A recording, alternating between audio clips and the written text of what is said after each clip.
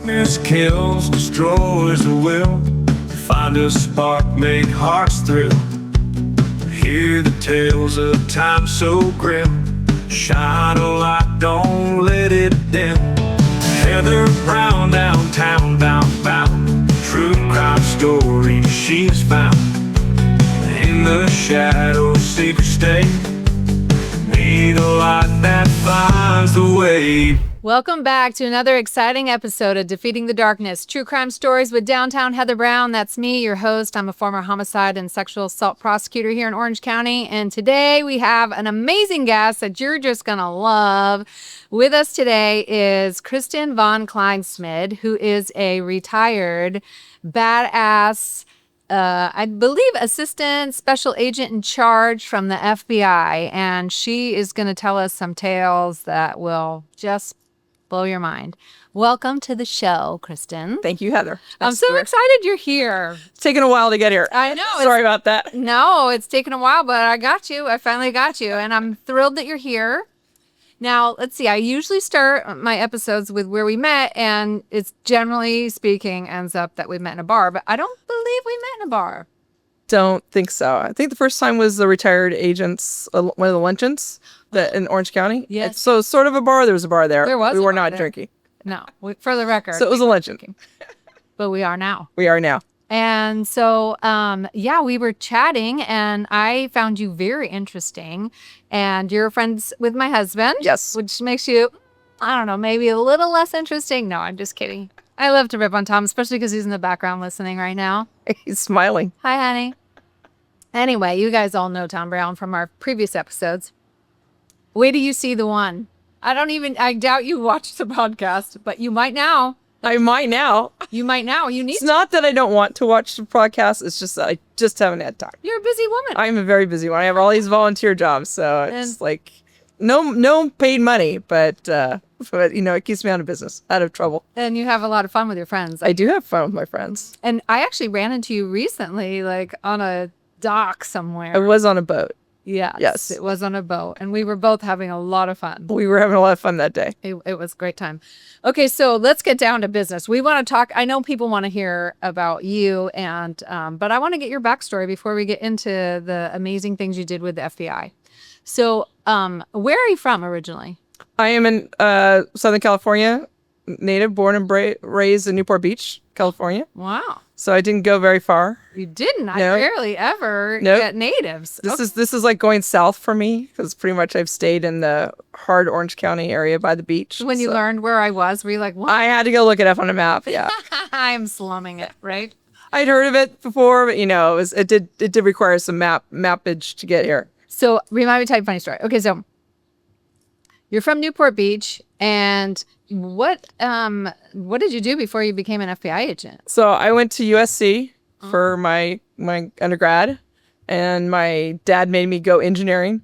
Otherwise, he wasn't going to pay for college, so I had to be an engineer. So I ended up graduating with a degree in industrial and systems engineering, and I built planes, the C-17 cargo plane for McDonnell Douglas in Long Beach for 10 years before I got into the FBI. Are you serious? I am serious. Tom Brown, did you know that? No clue. No clue. He was clueless. That's fascinating. Yeah, so I love You're like a smarty. I don't know. You got a degree in engineering from USC. I did. And then built But it took me planes. 5 years, but that's all right. I tried to be a mechanical engineer first, and that didn't work out. So I was flunking out, so I had to switch.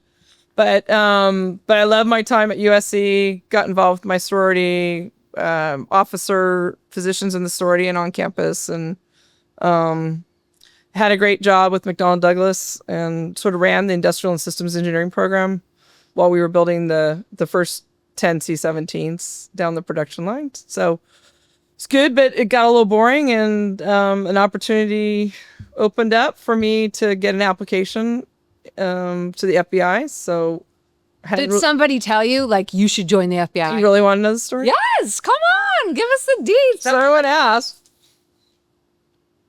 how'd you get in the FBI? And my answer is I got into the FBI through my dog. Oh, And then it's like, what? So I was bothering my people at work at McDonnell Douglas because I wasn't leaving work at a reasonable hour, even though I didn't need to stay any longer because we had fixed all the problems. So they basically said, you're bugging us, go get a dog and get something else to look after because we don't need you anymore. Wait, so you were working too much? I was working too much. I just didn't know how to shut it down and go home at a normal hour. Like I work like 12 hours a day at McDonnell Douglas. So anyway, so I did that. I went and got a Labrador Retriever, a yellow lab named Haley, and he had to walk the dog. So I started walking around my neighborhood, which I'd never explored before in Huntington Beach, California. And there's a group of people with their dogs at this little grassy area near a community center that was about 3 blocks away from so I just started stopping there. They all met at 5:00 and with the dogs and off leash, which was, I know, a violation. And then did you disclose that in your FBI application? No, I did not. In the polygraph? No, it didn't come up. Other things came up, but not that. So anyway, my dog sort of fell in love with this older dog, a golden retriever named Alex. And Alex was a wanderer, so my dog wandered with Alex, which meant that Alex's mom and me had to go together. And then I always wore my McDonnell Douglas jacket, a very hot, silky jacket. You know, it was a performance award that I received. And even if it was 80 degrees, I had this jacket on, long sleeve, every day. So, because you get to work early and it's dark and it's cold in the assembly line. And so you leave, it's dark and it's cold. So anyway, one day after probably 4 days of seeing each other at least, she asked me, so you work for McDonnell Douglas. If I gave you the name of someone, could you do a lookup in the system? And I said, sure. Why? She goes, well, I'm looking to verify their work phone number and where they work, da-da-da. I'm like, okay, well, I can do that. It's no problem. We have a general address book. I can do that. But can you tell me why? And she goes, well, I have a insurance fraud case on this person. I'm like, oh, you work for an insurance company? And she looked at me and she goes, no, I'm an FBI agent. And then I felt really stupid that I'd never asked her one time what she did for work. It was all about me. We just talked about me, I guess, every single night. And then she asked me if I had ever considered, going into law enforcement or working for the FBI. And I said I hadn't. And I don't know if I'd make it because I had already had a lot of knee and shoulder surgery. So I didn't know if I could get through the fit test. And she goes, I think you have what it takes to be an FBI agent. And I'm going to bring you the short application tomorrow at Dog Park.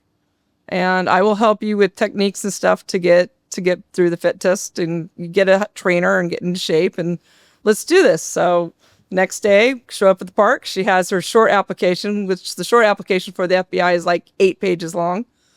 And I took it home that night and started filling it out on my typewriter. We had to do typewriters then. Thank goodness I had one that had correction tape, and I sent it off. It took me about a week to get it filled out, sent it off, and I heard back within 2 weeks that I passed phase 1 and report to Westwood for phase 2 testing, and the rest is history. It took about 1 year and 3 months, and I got my acceptance letter to Quantico. Wow. Yeah. And then you had to go to the academy. So I went to the academy in September of 1996, and I loved it. It was awesome. I loved the FBI Academy. It was a great experience. That's so cool. We had 12 women in our class. We had 54. I hung out with all the guys. I don't know. It was more my style. And yeah, it was fun. We had a good time. It was great. It was a really good class. A lot of good friends. And was Tom Brown in your class? he was not. Okay. I think he's behind me, but Like came after you. yeah, I think he came after me. I don't know what his class is, but I'm 9623. You were 89, so you're ahead of me. He's an old dog. He's old. He doesn't look that old. I know. He looks He pretty looks good for his age. good for his yeah, age, he's pretty doesn't good. He's not bad. I think I'm pretty gonna good. keep him. I might keep him around a bit. Yeah, so but had a good time and worked white collar crime. I got back to LA office because I processed through LA, so they were pretty much back then. If you processed through the Los Angeles field office, you could get back to Los Angeles field office. You just signed a letter saying that was your request, and so got back to LA, worked white collar crime, and then things happened and started going different directions with the FBI. But it was fantastic. I love my career. And how long were you there at the FBI? So a little over 20 years, 20 and a half years. All right. But I think with all the hours I worked, it was probably like 25 at least. So You worked just as hard for the FBI I did. as you did. Because I had all these reactive squads. So it's like you're never off duty. It's 24/7 when you're on call all the time. You get calls in the middle of the night and stuff. It's and there's always paperwork and there's always things to do. So there's always. I was always trying to stay on top of things. So you can't get that done in 8 hours. There's just too much work. But it was great. Loved the job. And so you said you were on reactive SWATs. Did you work bank robberies? Or? No, I didn't. So I did. I was on the fraud against the government squad, which I don't think LA has anymore. So it's any department of type fraud. So Department of Defense, Department of Transportation, Department of Housing and Urban Development, Department of Environmental Protection. So, and since I had a background in aviation, I primarily worked cases that involved Department of Defense fraud and Department of Transportation fraud. So like aircraft aviation type cases. Okay. So, which actually led to, we started up a task force for incidents, accidents, investigations involving unapproved aircraft parts. So it was very cool. We had a task force of like 20 people. I got out of the Westwood office and had a satellite office by the airport, which was a much shorter commute for me. So that was nice. And we had some really, really good cases that we got to work. And what do you mean by like fraudulent airport parts? So like, we'll take, say a person owns a helicopter tourism company, right? And so they're giving tours on helicopters. Well, there's some bad actors out there that instead of when their propellers are old and they need to be replaced, instead of replacing them, they'll go and get a refurbished helicopter part or a new propeller that's technically out of life. It's not supposed to be back on any helicopter, but they paint them and they put them back on an aircraft. Are you kidding me? No, it happens. Okay. You've had You're freaking me out right now. So then the helicopter crashes. Don't go on a helicopter. Helicopter crashes, and these are a small percentage of people that do this. And then people die, and then they do an investigation, and they look at the parts, and they find out they scrape the part. They find out that was a propeller that should never have been put back on. It was termed out on its lifespan, and so those are the type of cases I got to work. Okay, so let's just say you discover like shady parts, right? The propeller on the helicopter had no life left in it. They used it, and had a crack in it, and like 4 or 6 people die. And so yeah, I didn't have any helicopter cases like that, but some people I worked with did. My big case that went to trial involved these little circuits, these diodes that they go into all these satellites, and they have to be a specific quality to make it the Department of Defense level. And this company was buying cheap diodes, not at the same level, and having people in the back room painstakingly paint the little circuit, the diodes, to make it look like it was the more expensive one, and putting it and selling it to the government that went in satellites. And so if we lost some satellites up in the sky, it might have been because of the cheap diodes.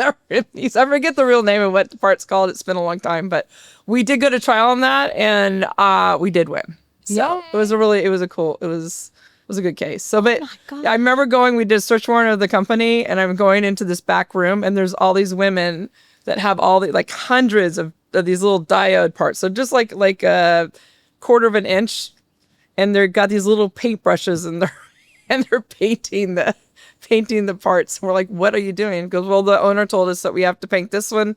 The color sequence is red, green, red, or brown, red, or whatever it was. And that's what they did. That's unbelievable. Because I mean, that's like serious stuff, especially when you're talking about like parts and planes. I'm never traveling again. I'm gonna stay right here. You can't live like that, though. I know, but but I mean, listen, this is you're just talking about this tiny little microcosm of criminality. You wouldn't think that it would be cost effective, but he's making like 20 times on each of these diodes that what he paid, and so he doesn't pay the individuals that much to paint them. So I don't know, these people are just shitty because that they don't stop to think like this could be someone's life. You know, that just drives me mad. Yeah. Wow. So then in before 9/11 in 2000, I think it was January.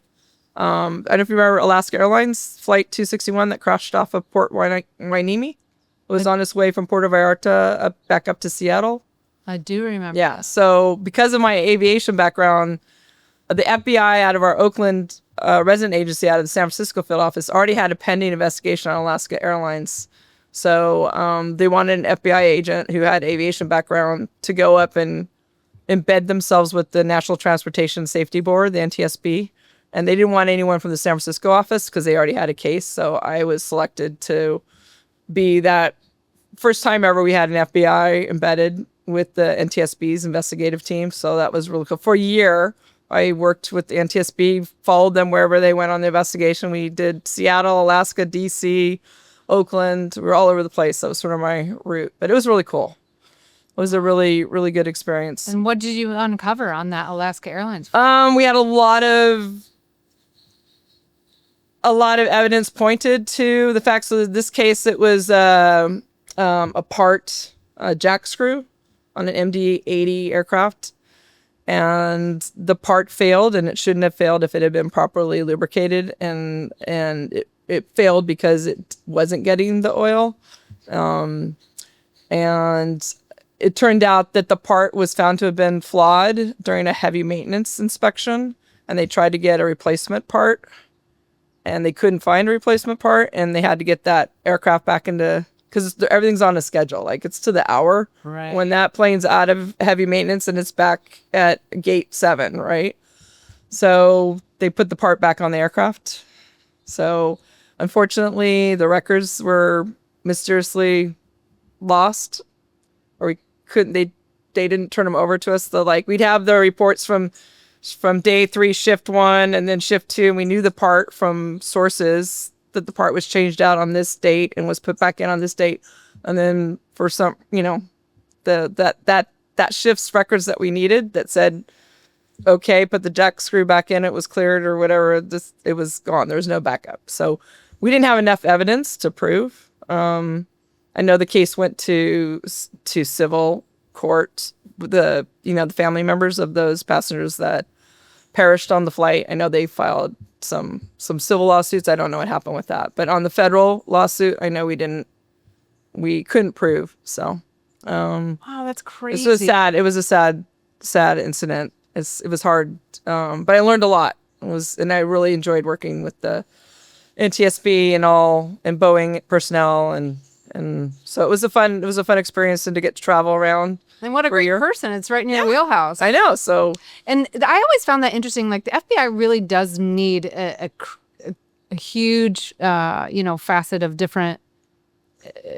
individuals with different skill sets. I had no idea when I was joining the FBI that I would end up doing so much back in aviation. I thought I was really torn when I left, like, sad. I loved working on the production floor and watching a piece of aluminum become an entire aircraft. And then I was having a hard time, leaving that to go to the FBI. And then I ended up working a ton of different cases that brought me back into aviation. And it was just pinch me moments. Like, I couldn't believe that. Like, in the end of my career, where I thought, I ended up flying on C-17s because the last squad I had was a rapid deployment. You weren't scared that there was like a phony part? Well, I did know areas of the aircraft that we always had problems with. So I didn't sit near the off the hood. I'm gonna check this out myself. No, but it was really cool to be able to fly on the C-17 multiple additional times at the tail end of my career, and just it was awesome. So yeah, everything's full circle. Full circle. Okay, so what other juicy cases? I know one in particular I brought you on to talk about. Yeah.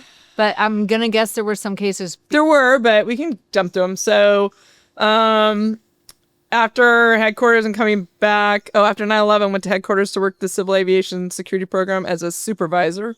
Then came back to LA as a field supervisor, and I had the threat squad. And we vetted all the alleged terrorism.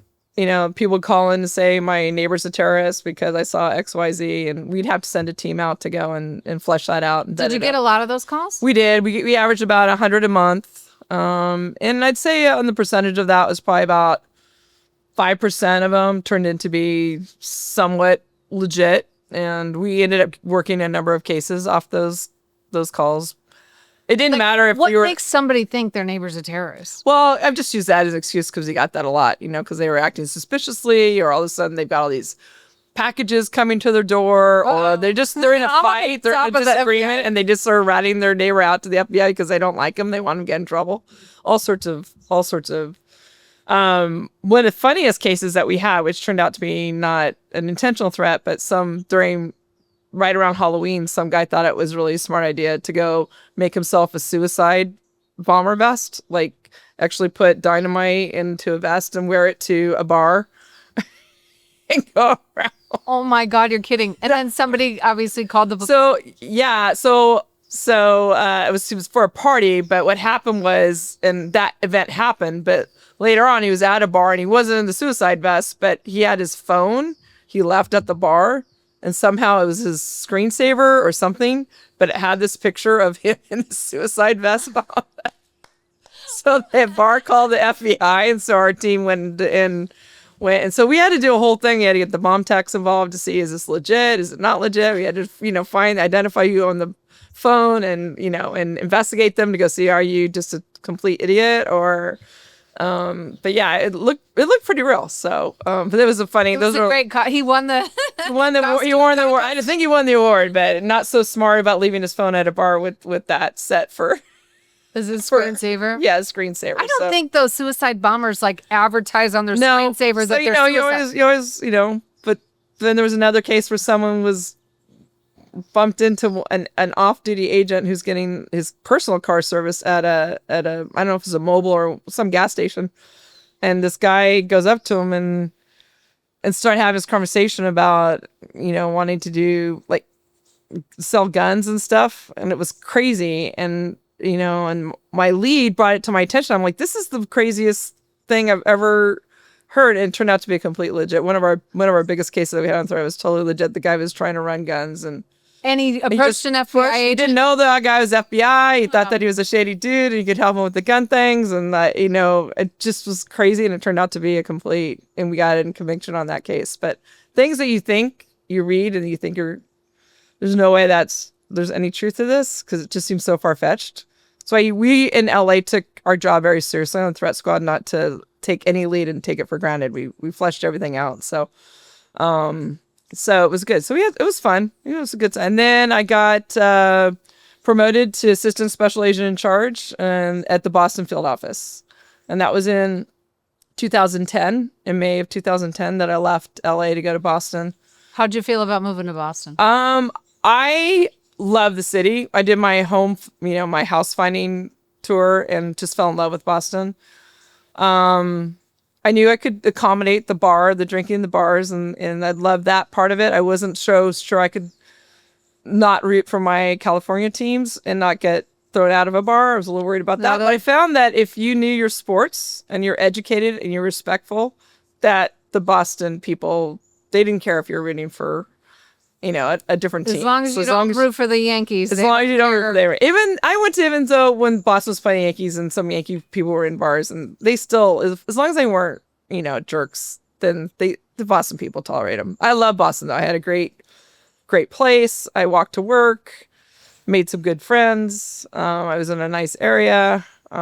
Great casework. I had the counterterrorism program and critical incident response program. And Boston field office covered 4 states. So we had Massachusetts, Rhode Island, New Hampshire, and Maine. So my territory was gigantic. We actually had 5 joint terrorism task force that we set up. We had 1 in every state, but in Massachusetts we had 2 because we had it divided. We had a lower section and an upper section. So we had 2 JTTFs in Boston, in Massachusetts. So trying to run and keep on top of 5 joint terrorism task forces and having quarterly meetings for, doing a lot of driving but we had some really good terrorism investigations out of that field office during that period of time that made some headlines. When was this? 2010 to early 2013, and then I actually had gotten promoted to go to headquarters as a senior executive with the FBI, a section chief, when April 15th. 2013 occurred, which was the Boston Marathon bombing. So I was in the office that morning packing my first time I had an opportunity to start working on my office and packing it up, because I was supposed to report to headquarters on May 5th. And yeah, and then the office was in a training meeting. I think it started I think our training was at 1:00. We had a lot of people in the office out because it's like the springtime. It's Patriots Day. It's a holiday. So we had people on vacation. We had people running the marathon. But we were in this diversity training. And when one of the agents came and tapped me on the shoulder, whispered in my left ear, "Boss, 2 bombs just exploded at the finish line of the Boston Marathon bombing." And I just remember whipping my head around. What?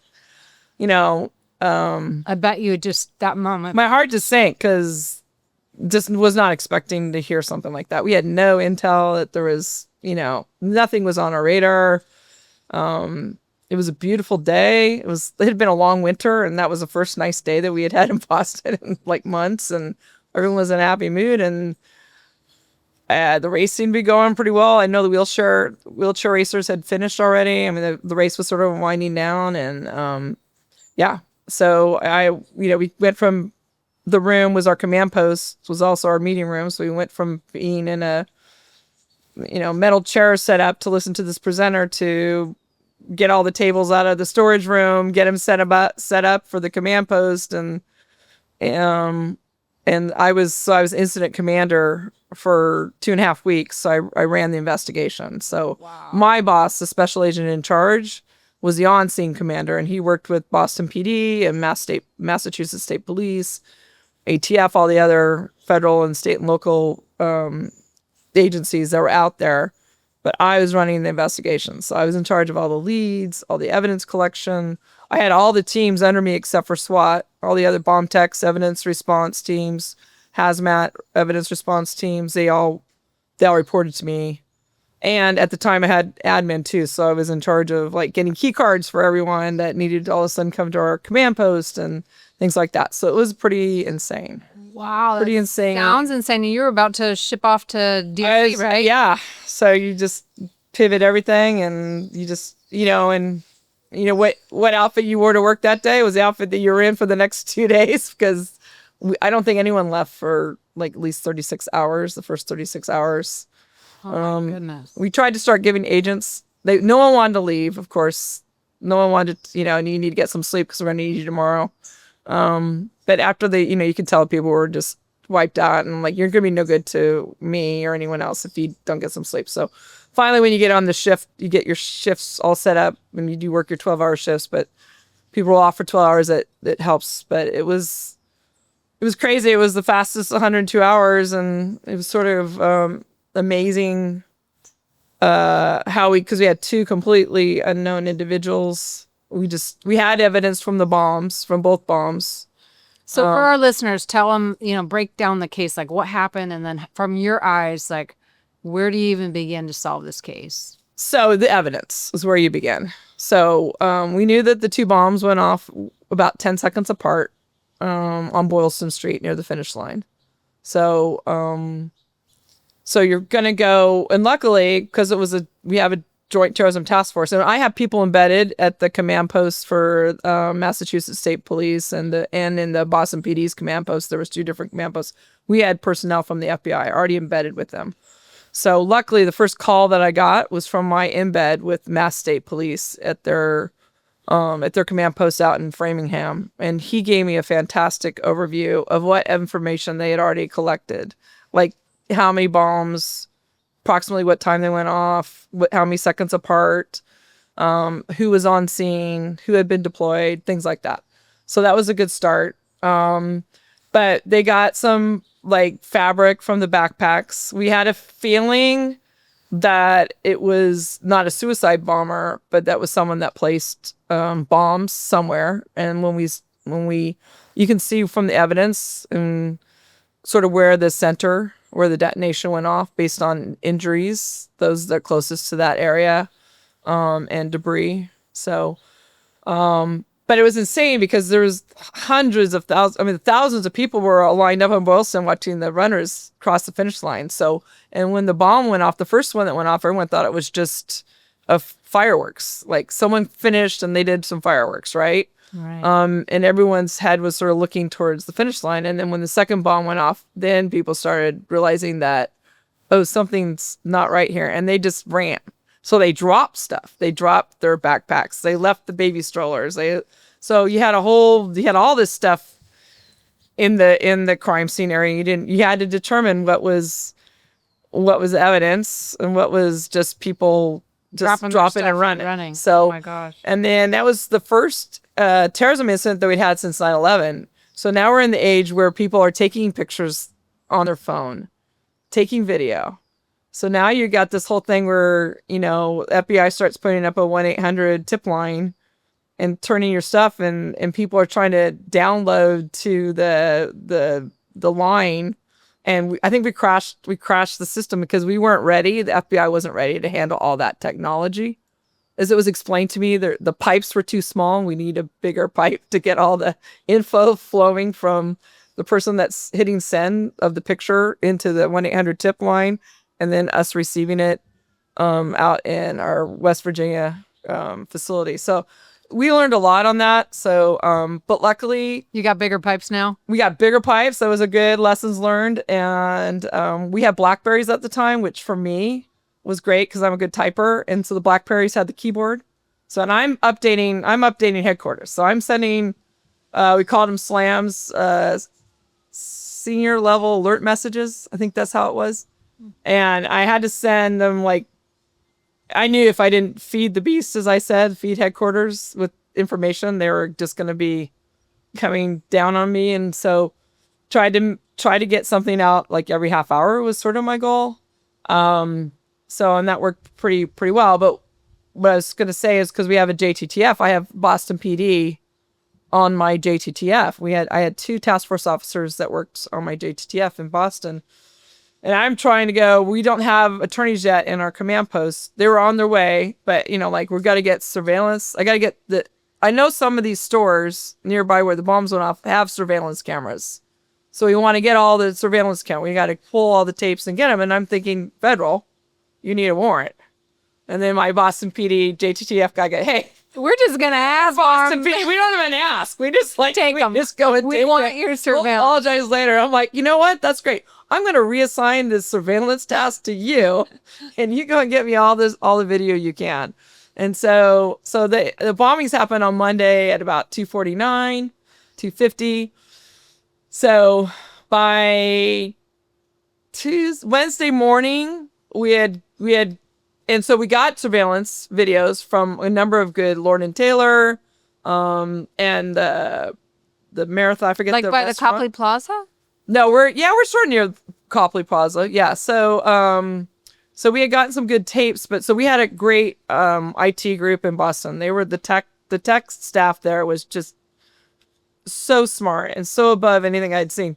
And they're in a room just looking through video surveillance and phones and stuff. And our big lead was seeing some pictures of seeing right where number 2 bomb was going to go off, but number 1 had just blown up. So, and the bomb was to this group's left.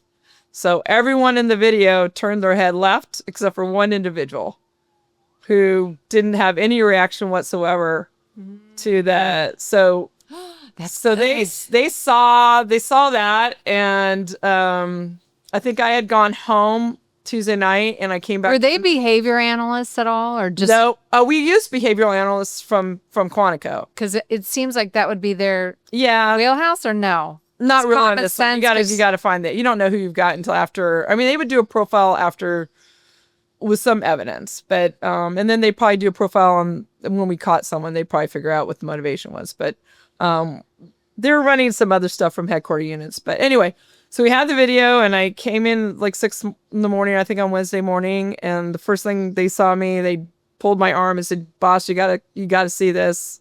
Look what we just found on this tape." And I saw it, and I knew right away. I go, that's one of the bombers right there.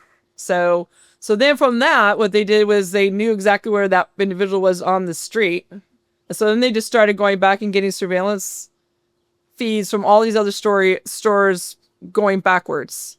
And it took a while, but they found this subject following another subject who was also wearing a backpack. They both have baseball hats on. The one in the lead. Yankees hats. No, they weren't Yankees. They were from I think Boston, by the way. They were purchased, I think, from Target, because we actually found exactly where the hats were purchased. We got a receipt for that. But so we always in the command post referred to the two subjects as black hat and white hat, because the one who was leading had a black baseball cap on, and the one that was following had a white baseball cap on. So I don't use their names because they don't deserve to be recognized. But that's sort of, so black hat and white hat, and then once we have black hat and white hat, it was just a matter of trying to identify them. So how do you do that? well, we had some grainy pictures, so part of our time was spent trying to see if you're going to do a call for the public, you want to be able to put out good pictures. So part of it was to try to enhance the photos that we had or find better pictures. And then you have the other issue is, that they've already killed people. 4 people were killed in the 2 explosions. And if you go over many injured though, right? Many hundreds injured, and really gravely, like loss of limbs, horrible injuries. But do you go overt? Like, when do you go and ask for the public for help? When do you release the evidence that you have? Because we had good leads, and our agents were working really hard. They had some good leads. So, I mean, if you give up your hand and then they know the gig's up, what's to prevent them from killing anyone else? I mean, that's the big question. But unfortunately, what I didn't realize was how insane the Boston press is. Worse than Los Angeles. I thought Los Angeles was bad. They were doing the same thing that we were doing. They were going and trying to get surveillance video from the stores, and there were some leaks in our command post, and so word got out that the FBI had identified 2 subjects, and they had described one of the subjects, like sort of the height, the build, slim, white male, early 20s, wearing a white baseball cap. So then all these pictures that people had of anyone in a white baseball cap, the press was going, oh, that's the subject, that's the subject, that's the subject. And we just knew it was a matter of time before they found the right one. And one of the newspapers did find the correct, had identified, and was going to release the photo to the public. And so we worked out a deal where, let the FBI do the press release, and we'll give you an interview or something. I don't know what was worked out, but so they sort of forced our hand. So you had to work out a deal with the media in order for them to. I've been screwed by the media before. Yeah. So they'll do anything for a story. And then once the pictures were out to the public, then it was just a matter of time, because that white hat was a student at UMass Amherst, and so it was just a matter of time before people recognized him. And then there's a whole other saga about destruction of evidence and him throw my computer away, destroy it, that he left in his dorm room, and oh wow, and, which they did. Wait, so they were accessories. Really? 3, yeah. So then we had to go do a search of the dump to try to find the laptop, which took us 3 days, but we found it. Who had to jump in the dumpster? The ERT, the evidence response team. That was horrible. And I know that the vehicles that were at that site smelled for like months afterwards. Oh, so, yeah, I can't even imagine. But that's the detail that the teams go through to try to get. I mean, in the end, I think we got enough plastic to identify the pressure cookers that were used.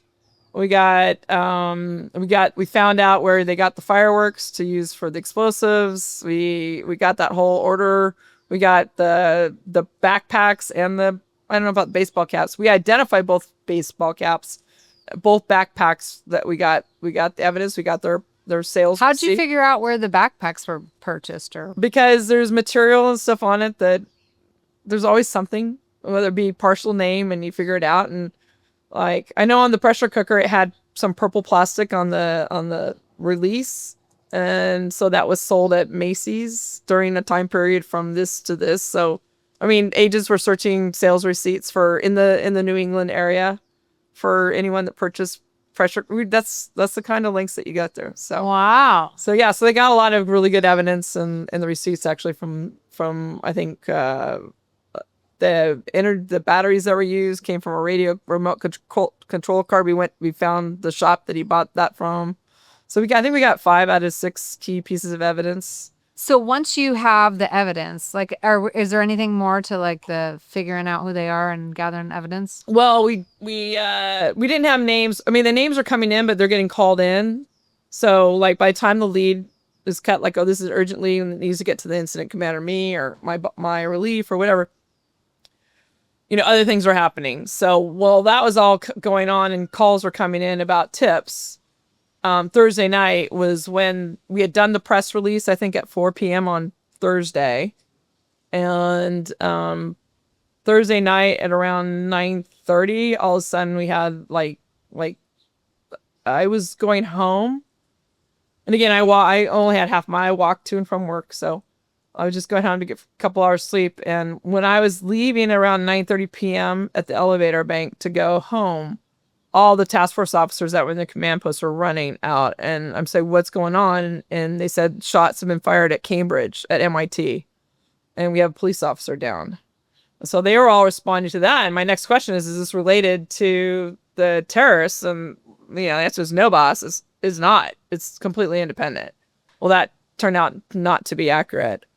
The two subjects were trying to get a gun. They tried to get a gun from the police officer, the MIT police officer, who resisted, and they ended up shooting him. So and he got killed. So we did lose one more person after we had done the press release.